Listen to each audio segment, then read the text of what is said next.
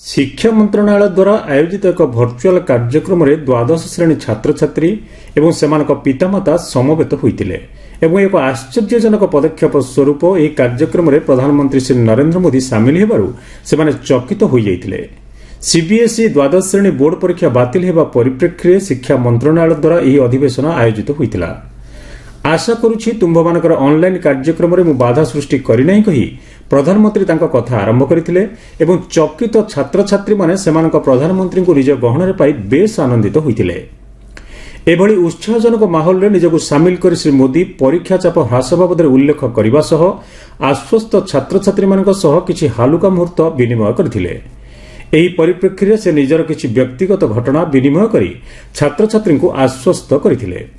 पंचकुलार जड़े छात्र अनेक दिन है परीक्षा को नहीं लगी रही चिंता बाबद कहवा पर प्रधानमंत्री तांको आवास स्थान केउ सेक्टर बोली पचारिथिले एवं से मध्य उक्त अंचल में अनेक दिन रही सूचना देथिले।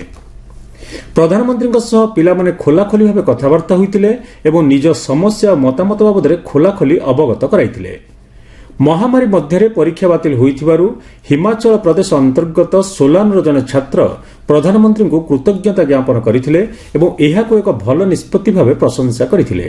किछि लोक मास्क परिधान सामाजिक दूरता रक्षा आदि कोविड प्रोटोकॉल पालन करुनथिबाकु नै छात्र छात्रीक मध्यरु जने छात्री क्षोभ प्रकाश करथिले।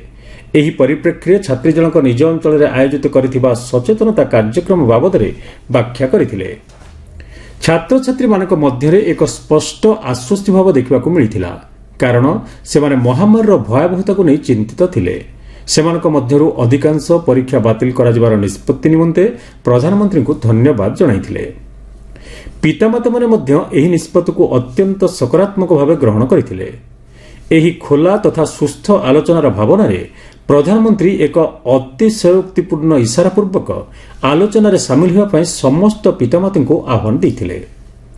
प्रधानमंत्री जेबे परीक्षा रद्द होगा पर अचानक सृष्टि होता शून्यता बाबद पचारे जड़े छात्र उत्तर दे कहले सार परीक्षा गुड़ी एक उत्सव भाव पालन करा उचित बोली आपण कहिथिले।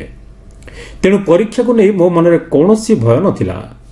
गुवाहाटी जड़े छात्री प्रधानमंत्री पुस्तक एग्जाम वॉरियर्स को श्रेय देते जहां से 10म श्रेणी पढ़ुले। एभली अनिश्चित समय मुकाबला जोग बड़ काम आसीथिबा छात्र छात्री माने दर्शाइथिले। कथबार्ता एते स्वतःस्फूर्त होइथिला जे प्रधानमंत्री को यार आयोजन पई एक उपाय बाहर करबा को पड़िथिला।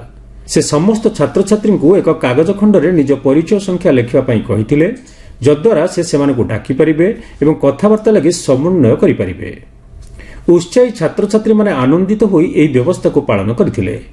आलोचनार प्रसंग गुड़िक आहरी व्यापक करने उद्देश्य प्रधानमंत्री परीक्षा बातिल निष्पत्ति ध्यान हटाइबा लगी निर्देश देइथिले।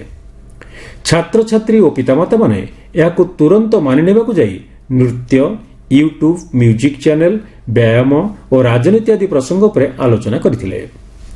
प्रधानमंत्री सेमानकु विशेष भाव निज क्षेत्र गुड़िकर संदर्भ में भारत स्वाधीनतार 75 वर्ष उपर गवेषणा एवं एक प्रबंध लिखिबा पई कहिथिले। बैठक में प्रधानमंत्री छात्र छात्री टीम स्पिरिट भावनार प्रशंसा करथिले जहां सेमानक सार्वजनिक भागीदारी और टीम वर्क माध्यम कोविड-19 द्वितीय लहर बेले देखा मिलता। प्रधानमंत्री छात्र छात्री मानक पचारिथिले जे सेमाने कोन आईपीएल चैंपियंस लीग देखिबे अथवा ओलंपिक्स बा अंतर्जातीय योग दिवस को अपेक्षा करिवे। जार जवाब रे जने छात्र कहिथिले जे एबे तांको कॉलेज रे नाम लेखा पई प्रवेशिका परीक्षा लागि प्रस्तुत हेबाकू यथेष्ट समय मिलिगला।